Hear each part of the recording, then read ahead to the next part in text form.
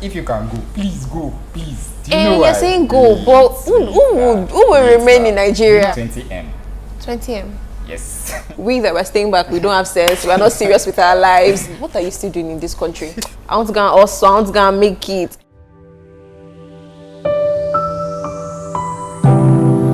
Hi everyone, welcome back to my YouTube channel. My name is Just Lover Grace, and with me today is my friend. Do you want to introduce yourself? Yeah, my name is Linus Oma. Yeah, today we're just going to talk about why youths, seem to be leaving the country every second. It's literally every second now. But before we go into that, I want to give like a backstory. I met Linus in school. If you don't know, I'm currently doing my master's. And I came from a science background. Yep. So I thought that, I even did engineering courses and it was hard, but I passed well. So I felt like business administration. Just go there, do ABC. I don't have to read, I don't have to stress myself. I felt like it was something really cheap. Yeah. And then I got into it, but I was stunned, especially when it came to corporate finance and financial accounting. I'm like, Jesus, I had no clue that it was that hard. Yes, and the reality of it was that I know accounting.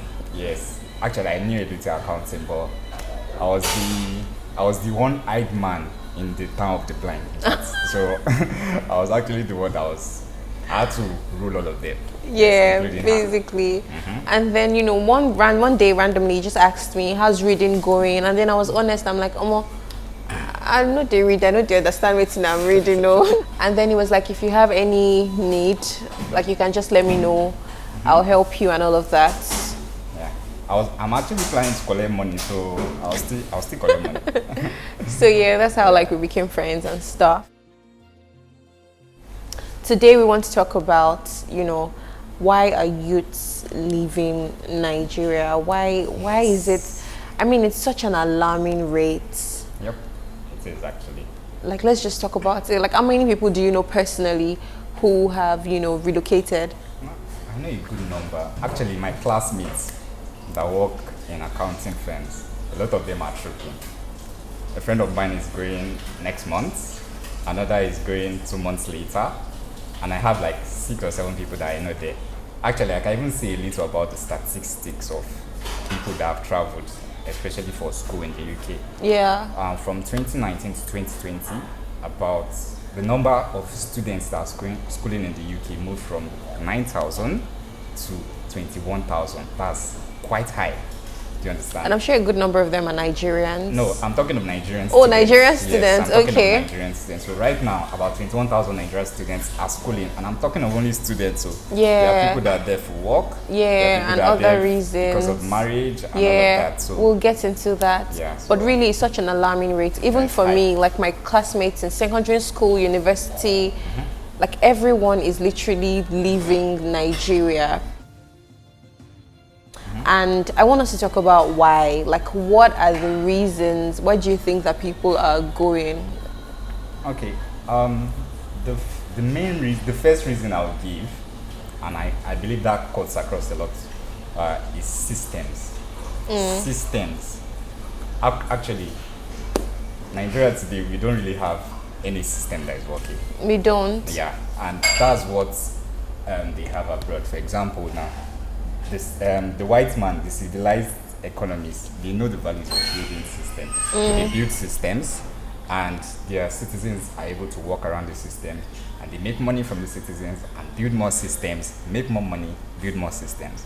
But here, our people actually here, what they do is, the people that are in government, because it's only the governments that actually build systems. Yeah, people in government, they take all the money, they build no system, so we are all struggling. So our educational system is struggling, financial system, transportation system, medical system, all of it. It's funny you talked about educational system because look at us. We've been at home since, was it beginning of February? Yeah. Yes. First week in February, we're supposed to write exams, and as so happened, and here we are. And I think a couple of our mates have actually traveled. Yeah. Yeah, they've left the country. Yeah, so we are also, despite the fact that we are graduates. Yeah. We are also still suffering. We're still suffering from the lack of system. So you think that this is why youths are man, I can't do this. Like nothing is working. Yeah. I think another thing is it almost seems like Nigeria is working against you. Like you might be a talented person, you know, you as a young person, you have goals, you have dreams, you have aspirations, and if you're not careful in a system like ours, you literally watch it die because nothing is working to help you support that goal and aspiration that you have. And then many people feel like, you know, at least when I travel abroad, there's a system that works. I know that if I do this X amount of work, it's guaranteed that I'll get this X amount of money, and then I have access to other things that can help support my dreams. At least there's just like there's better opportunities. So let me just move. Bad leaders that we have is like it's like a curse, and it's so sad because we've seen them being recycled. You know, year after year. It's really, really sad. So a lot of people feel hopeless because you know that in the near future, in the next 5 years, nothing is going to really change. It's crazy. So it's crazy. So people are leaving because of that. So and then the cost of living as well. Yeah. So relating to that, my major problem is bread. bread every day. Bread at 50 naira. It's crazy. It's crazy. And that's just I think as of now, bread is like 650. A loaf of bread. Yeah, and that's just a reflection of everything. You go eggs, to buy something, gari, things are so expensive. It's crazy, and there's no regulation, there's no system to work that out. So, and then you know, even with the taxes we pay taxes. They remove it from like our salaries. At least it's better. People feel like it's better to be in a system where even if I'm paying tax, at least I can see what the tax is doing. The healthcare is working. It's not like my child would die a needless death when it could have been avoided. You know, that happens a lot in this country. Our healthcare system is nonsense. It has killed so many people. Deaths that could have been avoided. You literally, and then let's even talk about even the roads. Bad roads have contributed to like so many people's death. It is crazy. And then, but do you feel like, I mean, you were talking and then you said something like, in another 5 years, it doesn't seem like anything will get better. I think this is another problem why people are leaving. They don't feel like, you feel like Nigeria there's no hope again.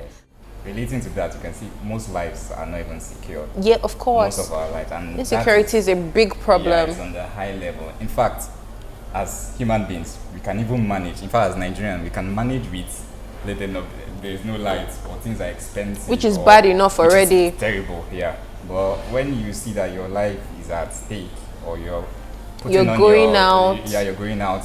Trailer will fall on your. Do you understand? It's bad. Yeah, or you're online. You're seeing different type of people losing their lives over flimsy things and all of that. It's crazy. So many people. In fact, I would say security of lives is one of the main reasons why people even want to run away. Do you understand? They want to go and be safe. So we've talked about many reasons why people are leaving. Do you feel like there are valid reasons why people stay back? Because in as much as people are going, some people are still staying back. Although it seems like we that were staying back, we don't have sense, we're not serious with our lives. As in, honestly, I can't count how many people sometimes I speak to and then they're like, what are you still doing in this country? I don't even understand what you're doing in this country. It's almost like you're not thinking far ahead. You're not a serious person in life. So, but are there like valid reasons why people stay back? Well, we can't say for sure what are people's reasons for staying back, but I know that a lot of young people, if they had the opportunity, they will go. They will japa once. Yeah, they will move. Do you understand? But of course, the main reason why someone should stay back in Nigeria is because of Nigeria is actually a blessed country. Like my boss and a colleague of mine, they were saying that Nigeria does not have a problem. We do not have any single problem. In fact, we are blessed. Our soil is blessed. We are blessed with crude oil. We are blessed with tons of resources. In fact, we can create wealth. Our population is enough for us to turn over money. Yeah. A lot. Do you understand? I feel like maybe if you have a business that's probably doing well, or you have a family, let's say you're a family man now and you have 3 kids. You know, it's very easy for me and you. We're not yet married per se. You can just, it's just you, yourself, and you can just go up. Sure. Last you go with your babe or wife. But when you have family, when you have business that are pretty much kind of established, you're going to think twice. Like, okay, who do I hand this over to? Do I just pack everything up? course. and go. So I feel like that's another reason why people might stay back. Okay, so I like this question. Is moving abroad an automatic pass to making it in life? Is it an automatic pass to greener pastures? Because when you ask most people, they'll be like, "Omo, na greener pasture I dey find now. Like I want to go, and I'm like, I want to go and also, I want to go and make it." I watched one video, one babe was saying, "I'm sure I'll have a room where I'll be able to stacking my money if she travels." Like, ooh, okay. So yeah. Well, what I can say relating to that is, from this part of the mirror, it looks like it's very green. Because we are, we are in here, and we are seeing those it's guys not over even, there. I think it's in life generally. Yeah. You're looking at your friend and you're like, if I just had that life, if I just had that phone, if I just had that.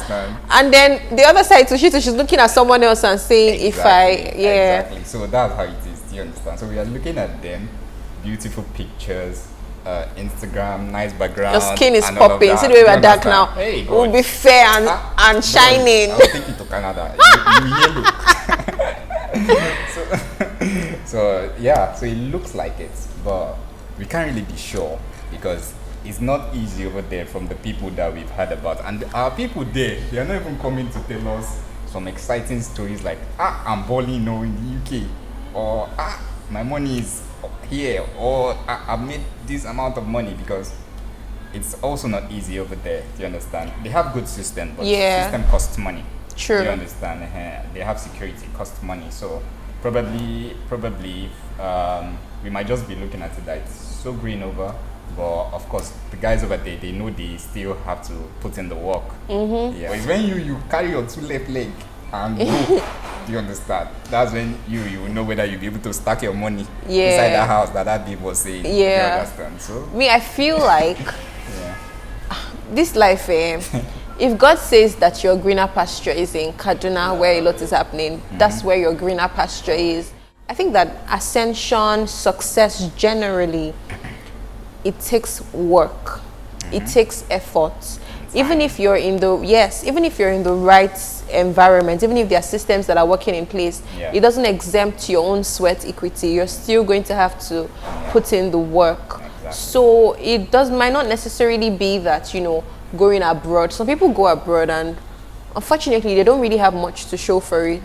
And then they come back here in Nigeria and then they start doing well. So true. I mean, I think it's a God factor. It's where God says your greener pasture is. But then we're also going to say that, I mean, there are systems in place that can support you. At least you know that it's not working against you. Exactly. Like you're selling clothes today now. Yeah. Maybe you're importing clothes from maybe Turkey, for instance, into this country.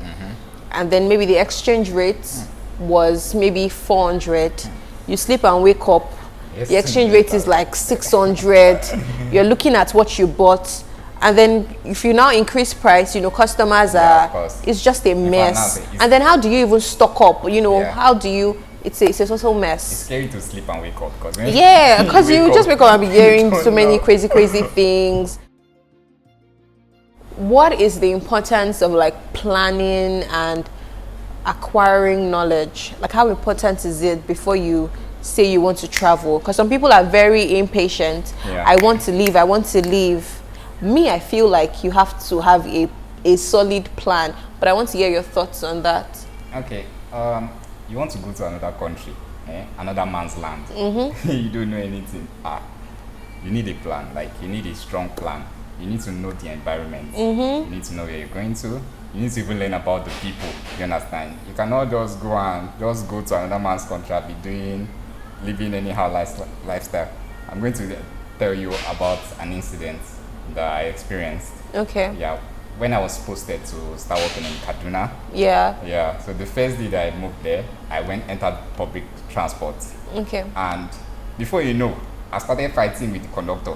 I was dragging the conductor. Conductor was dragging me, and everybody was looking at me like, who is this strange person? Don't do that now. Don't fight the conductor. He's just a normal guy. Do you understand? But you're coming from Lagos. Lagos in me, UK. So you cannot go and be showing the Lagos in you over there in the UK. So of course you need to learn the environment. I think people just think that I just wake up and say, well, I'm tired of this country, let me just go. They don't actually realize that it costs money to relocate.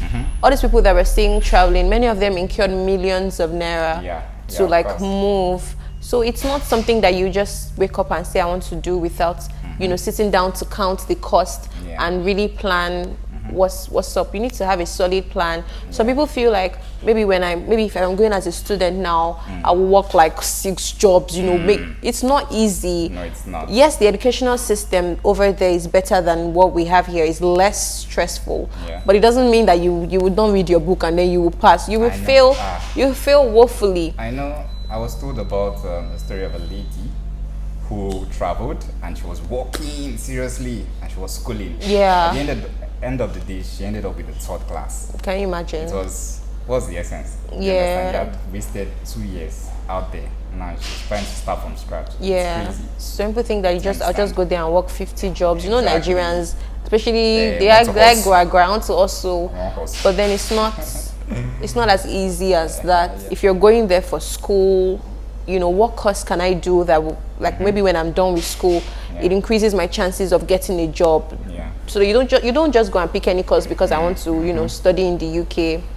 So it's always good to have a plan. Things might not necessarily go 100% as you've planned, but at least it doesn't put you off balance. You won't be confused and be crying that who sent me. Who sent me here?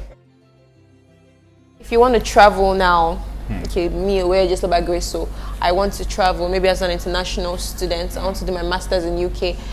Maybe my result is good, by the way, but let's say my result is not good, or scholarship opportunities are not really something I can leverage on. What's the minimum amount of money that I need to have?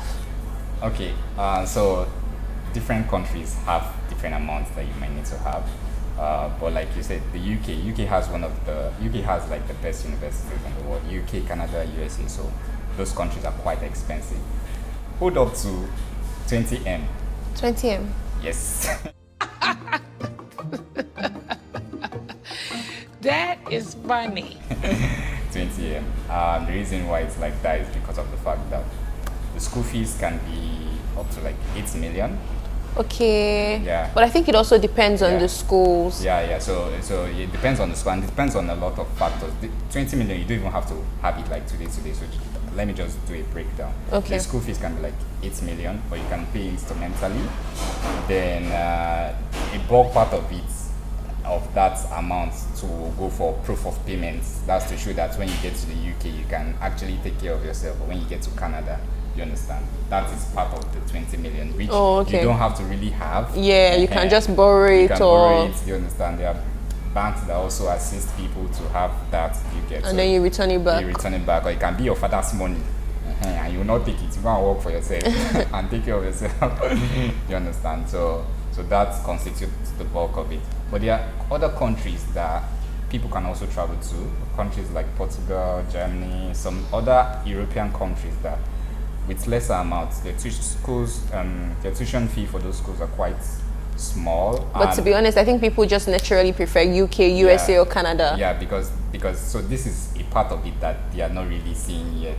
So there are opportunities where if you have like 10 million and you school in, say, Portugal or Netherlands, you understand? You can school there. You can pay for school fees. School fees can be like 3.5 million and all of that. You can be done with school, and with your certificate, you can get a job in any of the EU countries. Yes, except UK. UK have exits. They have pre-exits. So, and move. Do you understand? And also, you can also move to Canada as well. So those are some opportunities that people don't know about. So even if you don't have up to 20 million, calm down. I used to be like, very patriotic citizen. How will I leave Nigeria? Why will I ever leave my country? But now with the way things are going, I was like that. My brain actually. I honestly don't. What's the name? Like on the day of ASU strike. In fact, that's the thing that my brain just said that. What is really going on? It's funny because I did a video with Amaka. I'll link it up somewhere here in January. And then I was asking Amaka is doing a master's in UK. I'm like, are you going to come back? She's like, no, when you see how life is not supposed to be this hard. You will not even want to come back. And I'm just, looking at it now, and I'm like, I mean, I understand why people are traveling. So if you have the opportunity, and then you sit down, you pray about it. I always feel like that God factor is very, very important. Yep. You pray about it, you make your solid plans. I mean, but if everybody now goes, who will remain in Nigeria? No, me, see, the thing is, what I will say about that is that we don't have a problem. Do you understand? If you can go, please go, please. Do you know you're saying go, but who will remain in Nigeria? You know how many we are? 206 million people. Please.